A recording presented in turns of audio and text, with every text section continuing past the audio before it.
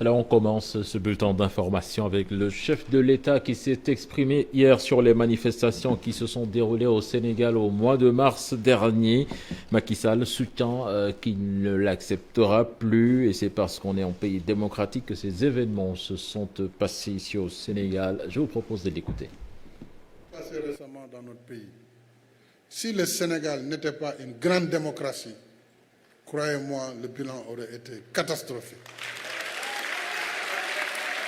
Il n'est pas possible dans un pays de se réveiller, de tout détruire, de tout allumer comme ça, sans conséquence.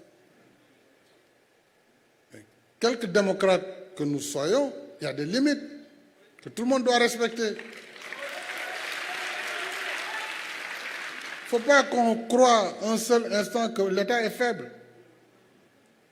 Ce serait une grave erreur. Donc, les valeurs civiques, nous devons les respecter. Au premier chef, les jeunes doivent respecter ces valeurs civiques. C'est comme ça qu'on pourra vous accompagner, vous aider. Ce n'est pas en vous faisant miroiter des chimères qu'on vous sortira des difficultés. Ceux qui vous le disent vous trompent.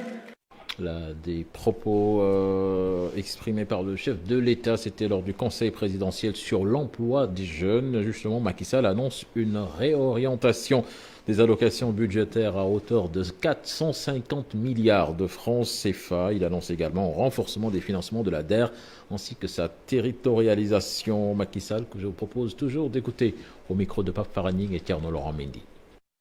Une réorientation des allocations budgétaires à hauteur de 450 milliards au moins sur 3 ans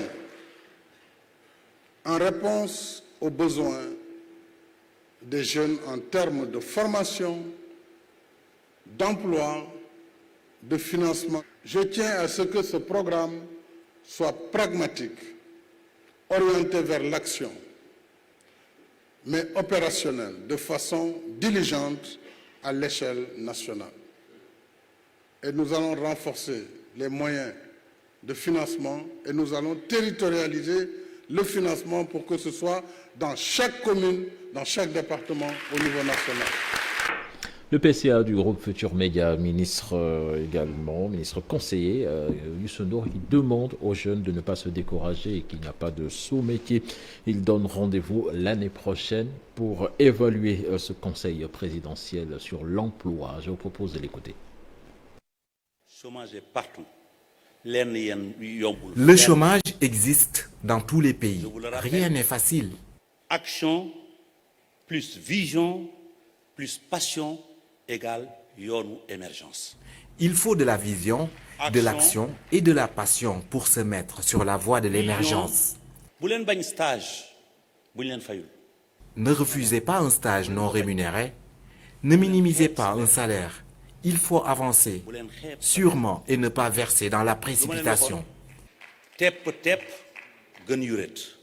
L'Université Iba Der Thiam de Thiès, les étudiants et enseignants ont décrété 48 heures de grève. Ils dénoncent les lenteurs notées dans l'achèvement des chantiers de l'université. Il y a un manque criant de salles de cours, des logements des étudiants, également toujours en chantier. Ils vivent dans des conditions extrêmement difficiles. Ils ont tenu en sit-in hier devant le rectorat. Compte rendu signé chez Anta Diop et Seylatir. Les étudiants et enseignants de l'université Iba Der Thiam de Thiès se sont fortement mobilisés pour dénoncer. Pour eux, les étudiants et professeurs travaillent dans des conditions extrêmement difficiles. L'université de Thiès est une université qui souffre de l'absence de la sécurité, de manque de personnel qui pourront assurer carrément les cours de ces étudiants. Si vous venez au niveau de cette université, vous ne trouverez pas des salles de classe qui ont des capacités pour contenir des élèves de lycée, je parle, des élèves de lycée. Ça, c'est anormal. Une université dans laquelle il n'y a pas plus de 20 classes et où il y a plus de 2000 étudiants. Si vous passez devant cette université, vous ne le reconnaîtrez pas parce qu'il n'y a pas de mur de clôture. Dans ce siège, ces étudiants ont interpellé tous les acteurs sur la réalité de la crise. L'administration et l'État qui devraient se présenter pour trouver des solutions, mais au lieu de cela, ils ferment leurs portes et disent on ferme les cours jusqu'à nouvel ordre. L'université de Thiès croit en un emblème. À chaque jeunesse, sa responsabilité. soit elle l'assume, soit elle la fuit. Demain jugera que l'université de Thiès, avec ses étudiants, ont eu à défendre cette université avec honneur. Ces étudiants de l'université Iba Der Thiam de Thiès ont décrété 48 heures de grève. Ils se rendront demain à Diamniadio à pied pour tenir un sit-in devant les locaux du ministère de l'Enseignement supérieur. Parlons de toute autre chose à présent avec les habitants de la cité Beau Séjour de Kër Mbaye Fall sous le choc après la mort d'une dame dans l'effondrement de la dalle d'une maison. Avant elle, 2 autres personnes ont perdu la vie dans les mêmes circonstances en l'espace d'1 an dans ce quartier construit dans l'eau. Quand l'inquiétude rythme le quotidien des habitants de la cité Beau Séjour où les effondrements de bâtiments font légion. C'est un reportage signé Chérif Dia et Asmalik Diop. Vu du ciel, l'image reste insoutenable. Une dalle qui s'effondre sur une dame de 83 ans. Awa Diédhiou meurt sur le coup en présence des membres de sa famille toujours sous le choc. L'irréparable s'est produit à l'heure de la rupture du jeûne. La famille s'était réunie pour le ndogu. Lorsque la dalle s'est effondrée, on a entendu un grand bruit qui ressemblait à une explosion. C'est en ce moment qu'on a commencé à ramasser les débris en attendant l'arrivée des sapeurs-pompiers. Les jeunes du quartier nous sont venus en aide. C'est très dur, mais c'est la volonté de Dieu. La mort tragique de Awa Diédhiou n'est pourtant pas un cas isolé, ici à la cité Beau Séjour de Kër Mbaye Fall. Je peux énumérer au moins 4 cas qui se sont produits au niveau du quartier. La même chose s'est produite chez Mme Sokhna Diop. C'est dû certes à une mauvaise maçonnerie, dû à un manque de matériel fiable pour la construction. La position géographique de la cité Beau Séjour de Kër Mbaye Fall est un cas aggravant. Beaucoup de maisons sont construites dans le périmètre du Marigot. Ce drame me rappelle le décès de mon père. Il revenait de la mosquée lorsque le balcon de notre immeuble s'effondrait sur lui. Il a subi des interventions chirurgicales avant de succomber à ses blessures. La liste macabre s'allonge à la cité Beau Séjour, qui ne porte pas bien son nom. Les bâtiments qui menacent ruine. Le sous-préfet de Dakar Plateau appelle à plus de responsabilités de tout un chacun. Djibi Diallo pense que les communes doivent jouer pleinement leur rôle. Je vous propose d'écouter des propos recueillis par Mamadou Fall et Thierno Laurent Mendy. Il y a 3 choses qu'il faut prendre en compte. Celui qui loue une maison, un bailleur qui loue une maison à quelqu'un pour gagner de l'argent, étant sur cette maison aujourd'hui menaçant ruine, il met la vie des gens en danger.